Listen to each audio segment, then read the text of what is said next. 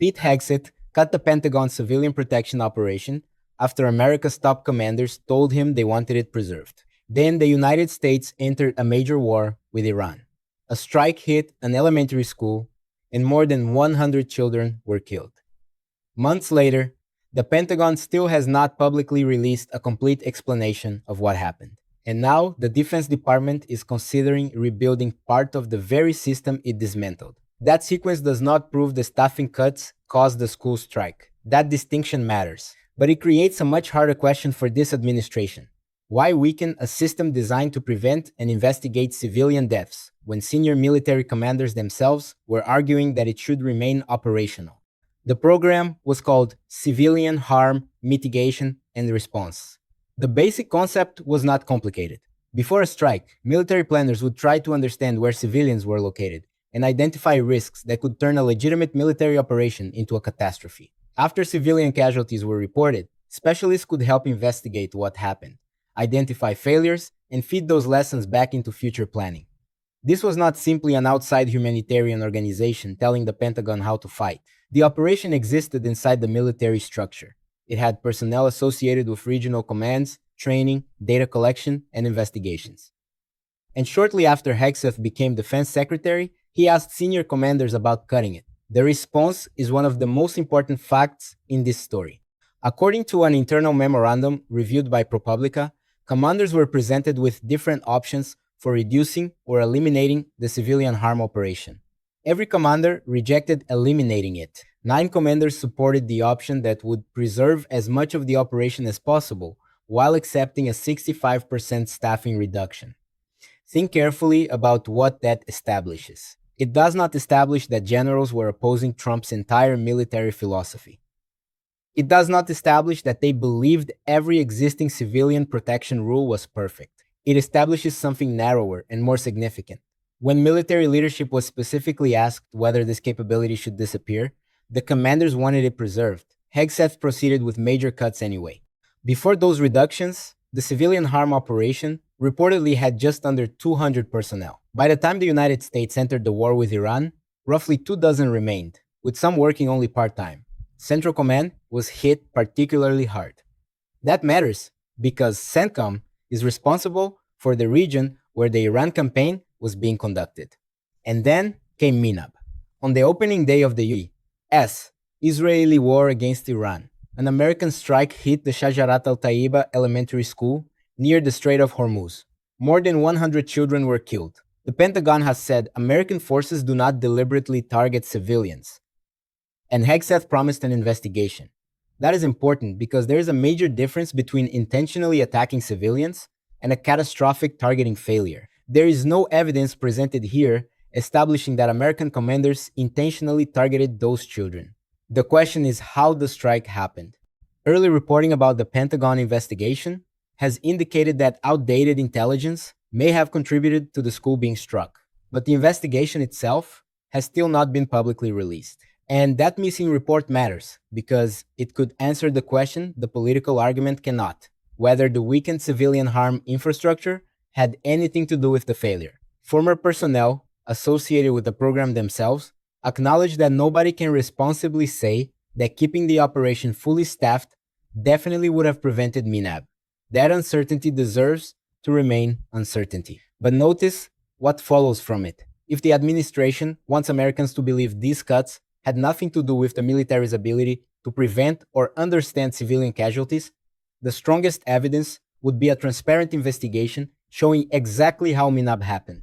Instead, months have passed without that complete public accounting. When Trump was asked about the strike, he offered a remarkably different explanation.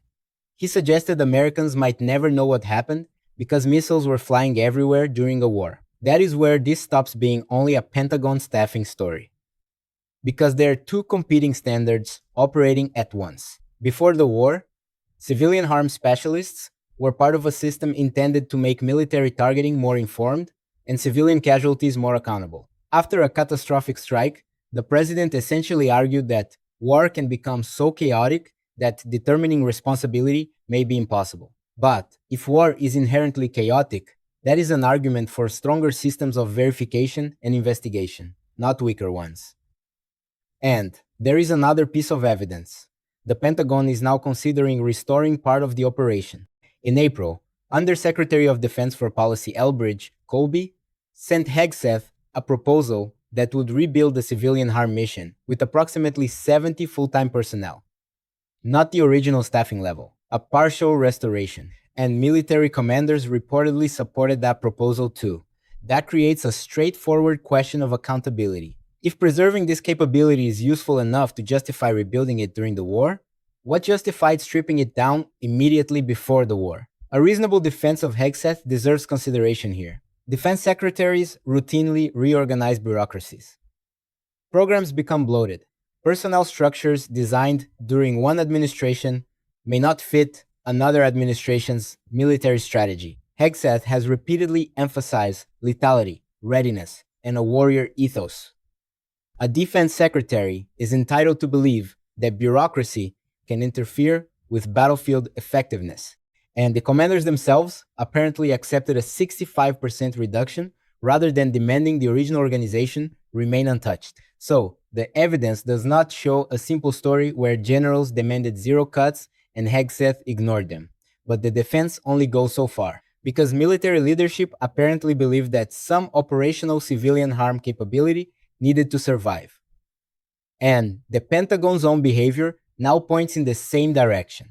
Officials are considering rebuilding it. If civilian protection was merely useless bureaucracy, why restore 70 positions? That is the contradiction the administration still needs to explain.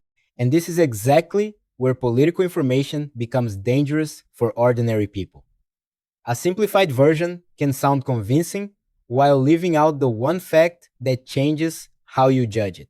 Don't Get Played gives you a repeatable way to catch that missing context before you inherit somebody else's argument. The digital ebook costs $9, one time. Use the first link in the description or pinned comment, because the next number makes the Pentagon's choices even harder to dismiss as simple cost cutting. The program was tiny, compared with the overall military budget.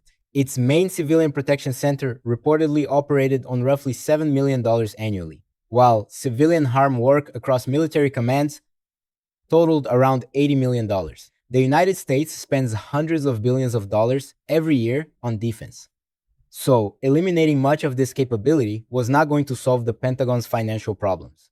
Meanwhile, another contradiction has emerged around military resources. The administration spent months projecting overwhelming American military strength in Iran.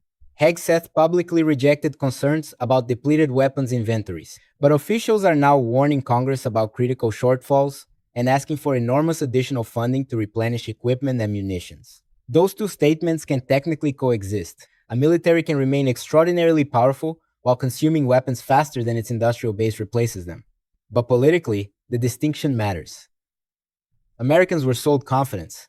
Now Congress is being presented with the bill, and that bill arrives while the administration still cannot provide Americans with something much simpler, a clear endpoint for the conflict.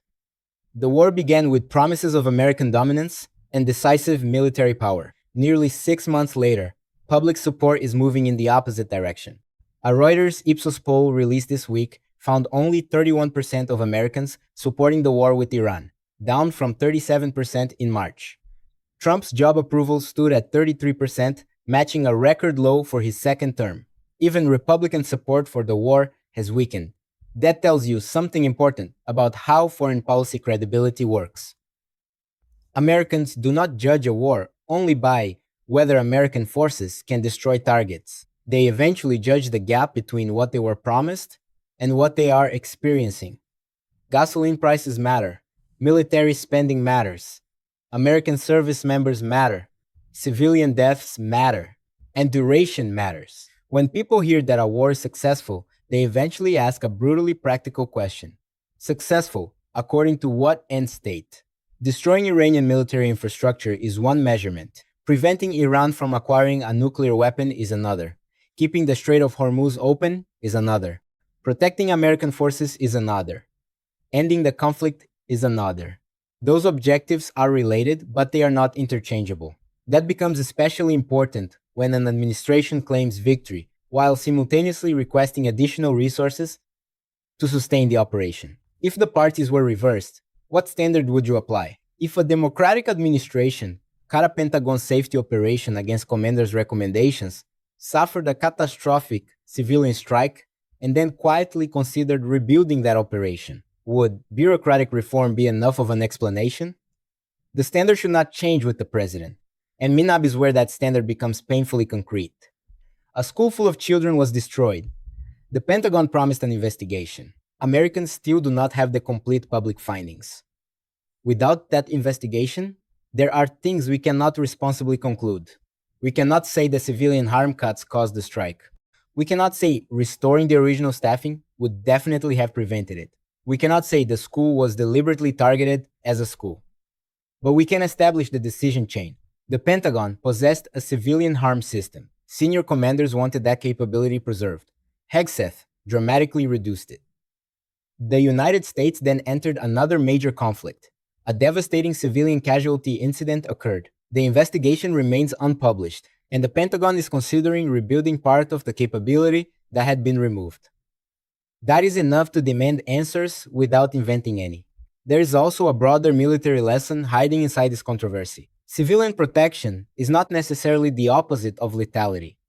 The Pentagon's own commanders reportedly argued that the civilian harm program improved operational effectiveness. That makes sense for reasons that have nothing to do with partisan politics. A military that accurately distinguishes civilian infrastructure from legitimate targets wastes fewer weapons. A military that understands civilian movement can plan better attacks. A military that investigates mistakes can correct intelligence and targeting failures before they happen again. And civilian casualties can create strategic consequences far beyond the immediate battlefield. They can damage alliances, strengthen enemy propaganda, undermine American credibility, and create political pressure that eventually restricts military operations. So the serious debate is not warriors versus bureaucrats. It is whether civilian harm mitigation makes American military operations more effective or less effective. The commanders appear to have answered that question. Their own reported recommendation was to preserve the capability. That leaves responsibility. Hegseth was the Secretary of Defense. The administration controlled Pentagon policy. Trump made the decision to wage this war. Congress possesses oversight and funding authority, and Americans are entitled to know whether decisions made before combat increased risks once combat began. The administration can answer that question by releasing evidence. Release the MINAB investigation when it is complete.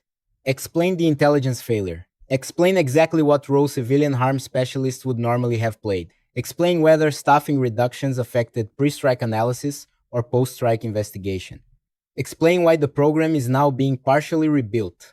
Then, Americans can judge the decisions based on a record instead of competing political narratives. Because accountability does not require pretending every tragedy could have been prevented. Sometimes militaries make catastrophic mistakes despite safeguards. Sometimes intelligence fails. Sometimes civilians die even when commanders follow procedures.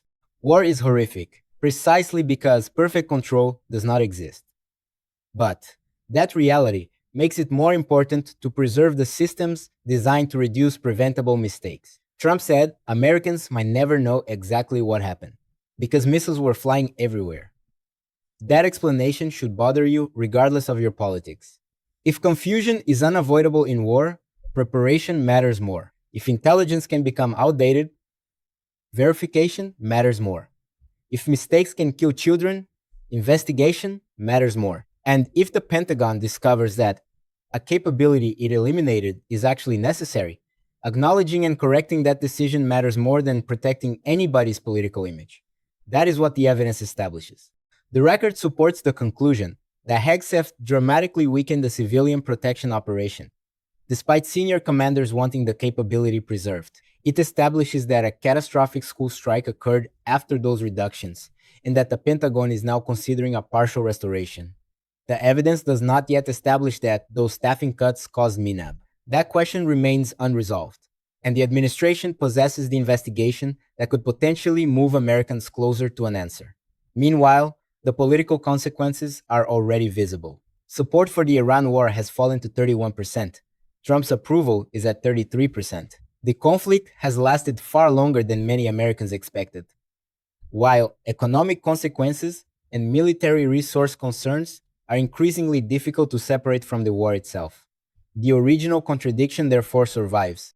An administration promising maximum military effectiveness weakened the capability its own commanders considered operationally valuable. And after civilian catastrophe and months of war, the Pentagon is considering bringing much of that capability back. The next political controversy will arrive with another clip, another statistic, another official explanation presented as the whole story. Don't Get Played is a digital method for becoming harder to manipulate and better able to defend your political convictions with evidence. It costs $9 once. Use the first link in the description or pinned comment. Political reaction is immediate. A defensible conclusion has to survive the evidence.